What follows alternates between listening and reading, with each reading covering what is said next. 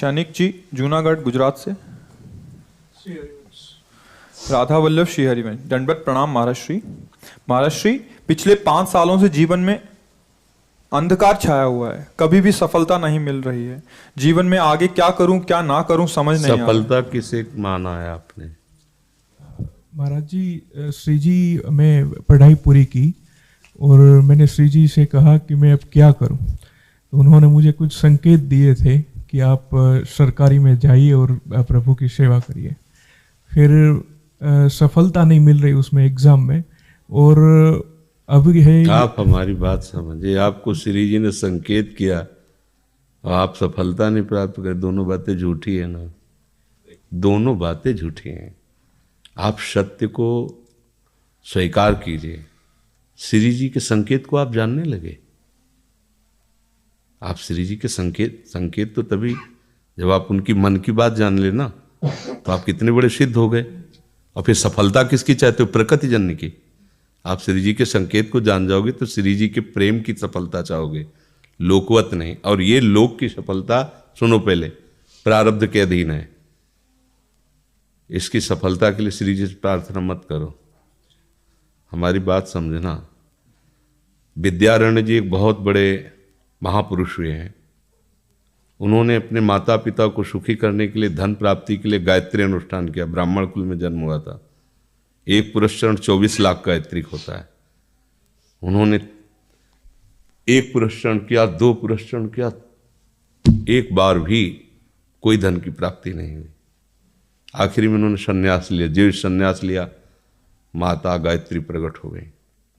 उनका अब इंद्रासन भी मांगो तो आपका, तो बोले अब क्या जरूरत है, अब तो वैरागी हो गया, विरक्त हो गया। माता पिता भी पधार गए, उनकी सेवा के लिए अर्थ चाहना। 23 पुरस्चरण किए और आप तब नहीं आए, तो उनका तुम्हारे अनंत जन्मों में ऐसे 24 महापाप थे जिनके कारण मैं नहीं आ पा रही थी। अब वो 23 पुरण से चरण से नष्ट हुए, पुरस्चरण से, और 24वां तुमने संन्यास लिया, तो अब आप जो चाहो पर। बोले अब चाहिए ही नहीं, क्योंकि अब सन्यासी हो गए, अब तो ब्रह्म प्राप्ति के लिए। तो इससे आभास होता है कि अगर हमारा बुरा प्रारब्ध है तो हमको भोगना पड़ेगा। हम कितना भी प्रयास करें वो हमें, तो हम क्या करें इसमें जिससे हमें परम शांति हो? प्रभु के नाम का जप करते हुए उन पर दृष्टि लगाएं कि प्रारब्ध से हमारा भरण पोषण शरीर का भले, ये हमारा भरण पोषण आपसे होगा नाथ। तो वो एक ऐसे हैं जो आपके प्रारब्ध को भी मिटा देंगे। वो ऐसे शरणागत वत्सल हैं कि सब लिखा पढ़ी अलग कर देंगे। सुदामा जी को दरिद्रता का योग था। ऐसी दरिद्रता, कई कई दिन तक भिक्षा नहीं मिलती थी। ये जितने भी चरित्र हमारे लिए उदाहरण है।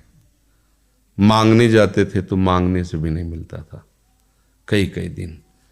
तो एक दिन उनकी पत्नी ने कहा कि हमारा आपका तो चरणामृत से भी गुजारा 2 दिन 3 दिन हो, 4 दिन हो, छोटे छोटे बच्चे तो मर जाएंगे ऐसे। कुछ तो उन्होंने कहा, श्री कृष्ण के सिवा हमारा कोई नहीं।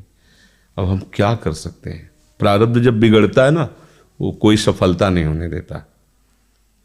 तो एक दिन श्री रुक्मिणी जी प्रसाद ठाकुर जी को भोग पा रही थी, वो ऐसे रोक दिया, उदास हो गए।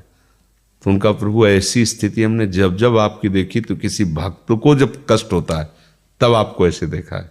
कौन सा भक्त है और क्या कष्ट है? तो का एक सुदामा नाम के हमारे मित्र हैं, कई दिन से भोजन भी उनको।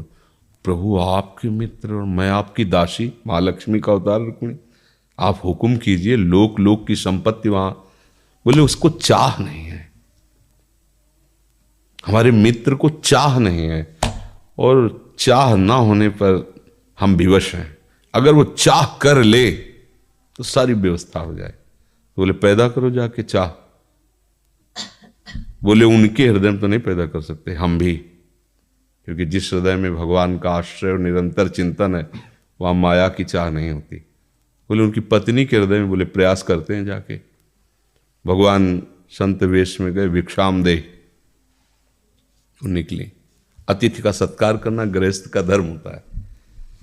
हाथ जोड़ा और कहा, हम असमर्थ हैं, आपको भिक्षा नहीं दे सकते। क्यों? बोले हम अपवित्र हैं, हमारे ऊपर सूतक लगा हुआ है। किस बात का सूतक? हमने एक पुत्र जन्मा है। तो ठीक है, हम 10-12 दिन बाद आ जाएंगे। बोले नहीं, आजीवन अपवित्र रहेंगे। तो ऐसा कौन सा? बोले दरिद्रता रूपी।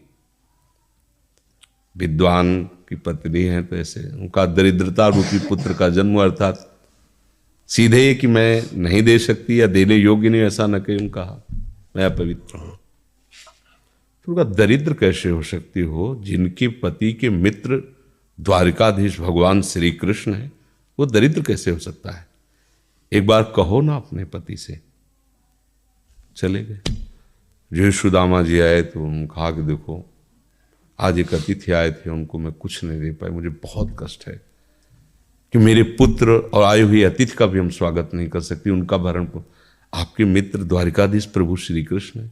सुदामा जी ने कहा, बोले चले जाओ ना, वो कुछ न कुछ सहयोग कर देंगे। तो बोले हम ऐसे मित्र नहीं बनाए कि वो हमारा सहयोग करें, कभी नहीं, मर जाऊंगा पर उनसे ये नहीं कहूँगा कि आप हमारा।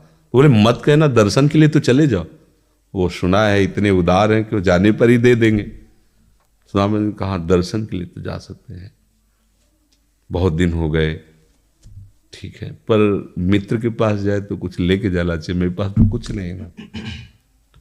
पड़ोस में जैसे किसी से मांगने गई तो अरे समय जब बिगड़ता कोई नहीं होता साथ। एक ने थोड़ी उदारता दिखाई तो चावल पछोरने पर जो आगे कणका होते चावल के, जो प्राय वो लिए सुदामा जी ने कहा हमारे प्रभु भाव के भूखे, कुछ ले जाएंगे, खाली हाथ तो नहीं है। पोट्री में सारांश में बता रहे हैं, द्वारपालों ने देखा कि हड्डी हड्डी शरीर में कई जगह से फटे वस्त्र, बेवाई फटी हुई, मतलब दिखाई दे रहा था दरिद्रता की मूर्ति है। तो उनका किससे मिलना है तुमको? तो उनका श्री कृष्ण से। बोले संभाल के बोलो, क्योंकि पार्षद है, अनंत कोट ब्रह्मांडों के नायक प्रभु के ऐसे बोले कोई श्री कृष्ण कोई ऐसे गली आए, उनका जाके तो तुम बोलो ना, श्री कृष्ण से जाके कह दो कि एक सुदामा नाम के ब्राह्मण आए हुए हैं। पार्षद गए, प्रभु बड़ा अजीब आदमी है, आपका नाम बिना किसी सभ्यता के ले रहा है। वो कह रहा श्री कृष्ण से कह सुदामा, कूद पड़े, भगवान दौड़े। वो पार्षद वो सब की ब्रह्मा जी शंकर जी आते हैं तो वहां खड़े रहते हैं घंटों, भगवान ऐसे भागे जाके। सुदामा जी को पता था ना, हमारे रुक्मिणी जी के महल में रुक्मिणी जी के पलंग पर बैठाते हैं, स्वयं चरण पखारते हैं सब। अब ये वैभव, क्या हालचाल है, कैसे हो? प्रभु आप सब जानते हो, आपकी बड़ी कृपा है। तो ब्याह हो गया, हाँ ब्याह भी हो गए, बच्चे भी हो गए। हमारे पास आए हो तो कुछ तो लाए ही होगे। अब वो सड़े से कपड़े में चावल, कैसे बड़ी बड़ी वो वैभव, महारानियां सब भगवान का। चुप ऐसे बोले, देखो फिर चूक कर रहे हो, हमारे हिस्से की चोरी पहले की थी और फिर चूक कर रहे हो। और उन्हें हिम्मत नहीं पड़ रही थी, इतने महामहिम प्रभु को कैसे हो तंदुर। भगवान ने ऐसे छीला, ओहो आज तक मुझे ऐसा स्वाद नहीं मिला। भगवान बड़ाई कर रहे, देखो रुक्मिणी जी की आंखों में आंसू आ गया उधर से। भगवान पकड़ लिया हाथ, बस प्रभु हम आपके सिवा नहीं रह सकती हो। भगवान तो सुदामा जी का स्वागत समान कुछ दिन, अच्छे कपड़े पहनाए। जब चलने लगे ना तो भगवान की तरफ वो देखते, मतलब कामना नहीं पर कि देखा पत्नी कह रही थी जाओगे कुछ लोग कुछ चले प्रभु, हाँ ठीक, इधर से ऐसे चले जाना, हाथ भी खाली। प्रभु ने कहा देखो ये कपड़े जो है ना महंगे हैं, रास्ते में तुम्हें चोर बदमाश तुम अपनी पोशाक पहने इनको उतार दो। बोले बड़ी कृपा, कपड़े भी उतार लिए और रास्ते में सोचे देखो निगेटिवली सोच रहे, मेरे श्री कृष्ण मुझे कितना प्यार करते हैं। उन्होंने इसीलिए नहीं दिया कि ये दरिद्र कहीं संपत्ति पाकर मतवाला होकर मुझे भूल न जाए। मुझे कितना प्यार करते हैं, प्रभु के प्यार में मगन होकर सुदामा पूरी खड़ी जैसे द्वारिका। तो उनको भ्रम हुआ कि मुझे लगता है चलते चलते मैं पुनः द्वारिका आ गया। तो वहां पूछ रहे हैं कि ये किसका है। भगवान के पास विधाता है, उनका प्रभु ये तो गलत हो गया, इनके भाग्य में हमने लिखा था क्षय श्री, ऐश्वर्य का नाश, जीवन में नहीं ऐश्वर्य, क्षय श्री। भगवान ने उसका उल्टा कर दिया यक्ष श्री। जैसे कुबेर का अथाह धन का खजाना, त्रिभुवन का खजाना वही है कुबेर के पास, ऐसे कुबेर का खजाना यक्ष श्री। तो कहा प्रभु, तो उनका इन्होंने एक पुण्य किया है, अनंत ब्रह्मांडों के समस्त जीवों को तृप्त कर दिया है। प्रभु खुद को खाने को नहीं तृप्त, बोले मेरे रोम रोम में करोड़ करोड़ ब्रह्मांड वास करते हैं और इनके तंदुलों से मैं तृप्त हो गया। अनंत ब्रह्मांडों का भंडारा हो गया, उसका जो पुण्य होता है लिख दो इनके भाग्य में। अब किसी की चलेगी प्रभु के आगे। तो एकमात्र प्रारब्ध को मिटाने वाले भगवान है, कर तुम अकर तुम अन्यथा कर तुम। तो आप भगवान की शरण होकर उनका नाम जप कीजिए और उनसे प्रार्थना कीजिए कि आपको उचित लगे तो समस्या का समाधान कर दीजिए, नहीं तो मुझे समस्या से लड़ने का बल और विवेक दीजिए, बात बन जाएगी।